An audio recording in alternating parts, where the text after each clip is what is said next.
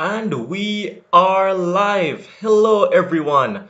Welcome to Point of View on the Stylistic Sundays Series. I am Malik Thompson, and thank you for joining me once again another Sunday evening. Now, today we have an interesting topic to discuss, actually. So let's get right into it. So, coming out of 2023, the Earth's hottest year recorded so far, Americans are now starting to accept climate change. That's right, we're going to be talking about climate change here on Point of View today. So, the article actually spoke about a survey which was conducted by Yale, and the survey said that there's a growing acceptance now of climate change, but there's slower movement around how to address it. Now, of course, this survey was conducted within the United States of America. Now, something which stood out to me in this article was that it specifically mentioned the Republicans. So it said that even in the Republican strongholds, they are now starting to accept climate change. Now, that said to me that, hey, the Republicans did not accept climate change before. Now, why did the Republicans not accept climate change before? So I did some research. And let's look at former President Donald Trump.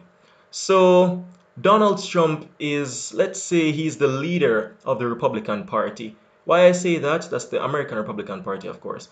Why I say that is because it's likely that Trump will be the one that will be on the presidential ticket for the next elections. So, Trump, during his presidency, he accused climate change scientists of having a quote unquote political agenda. And he expressed doubt on whether humans were actually responsible for the Earth's rising temperatures. And actually, the other Republicans who are actually vying for the Republican ticket, they actually are of similar belief to President Trump. They believe that, hey, there are other things of greater American interest than climate change. So they don't think that it is a cause for concern as the Democrats or as the world is making it out to be. Now, these climate change scientists, they gave solutions to how we can combat climate change, and governments have taken these solutions on board, but I do not believe that climate change should be a governmental issue. Why, Malik? Because, hey, climate change will give governments the power to control the people, and in some countries control the people even more, and we don't want that. So, climate change has been caused by human activities, mainly from the widespread use of fossil fuels in homes, factories, and transport. So, when fossil fuels burn, they release carbon dioxide, and this traps extra energy in the atmosphere near the Earth's surface, causing the planet to heat up. So governments are now trying to reduce the carbon emissions of their citizens. How? By encouraging them to take fewer flights, switch to electric vehicles, or live car free. Live car free. You know what that means? That they're trying to limit the movement of the people. And actually, in Joe Biden's cabinet right now, they're actually conducting research on how to even reduce transport even more of the people.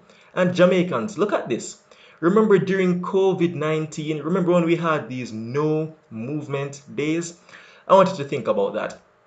And finally, if we are being asked to reduce emissions, why is it that every year there is a climate change conference where over 80,000 people made up of head of states, businessmen, the wealthy class, they have to travel to a different country when an online modality could have been used. And remember, these are the same persons telling us, to take less flights, but they're the ones that are traveling. So let's say from United States to, let's say, Dubai, where the last one I believe was held, or there was one held in Dubai, right? And also, why is it that factories are still emitting so much carbon? No, it is often said that it is the wealthy class that really controls the world and its governments. So it is possible that, hey, there could really be an agenda here at play, as President Trump would have said. Now, as I take a wrap on point of view for today, I want to leave you guys with this question. Is climate change really caused by the activities of humans the everyday activities of humans like you and I, or is there something bigger at play, as President Trump is insinuating? That's all the time we have on Point of View here on the Stylistic Sundays series for today. But you guys can leave your comments and you leave your comments in the chat or in the YouTube comments, of course. And thank you for joining me this evening. And I am Malik Thompson, and we will see you all next week for another interesting discussion.